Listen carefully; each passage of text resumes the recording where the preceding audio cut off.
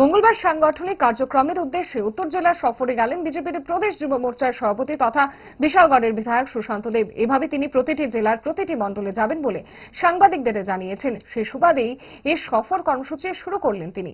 গত বছর থেকে যুব মোর্চার পক্ষ থেকে শুরু করা হয়েছে মাধ্যমিক এবং উচ্চ মাধ্যমিক পরীক্ষার্থীদের বাড়ি বাড়ি গিয়ে আগাম শুভেচ্ছা জানানো। এই বছরও শুরু করা হয়েছে এই সুন্দর শুভেচ্ছা কর্মসূচি।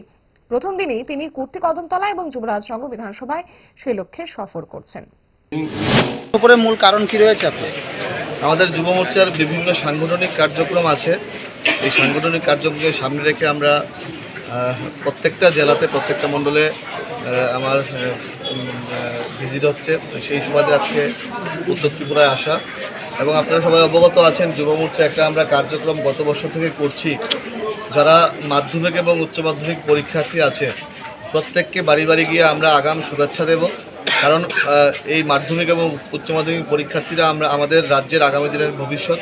প্রত্যেককে শুভকামনা জানানোর জন্য যুব মোর্চা একটা সুন্দর কার্যক্রম হাতে নিয়েছে। সেই কার্যক্রমও সুন্দরভাবে সফল করার জন্য আমিও প্রত্যেকটা জেলাতে আমার সফল করছি।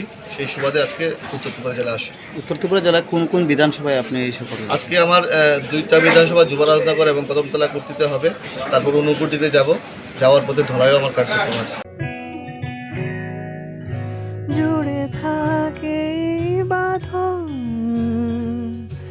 আপনার চেয়েও আপন, জুড়ে থাকে বাঁধন আপনার চেয়েও আপন, আপনার চেয়েও আপন। স্বর্ণ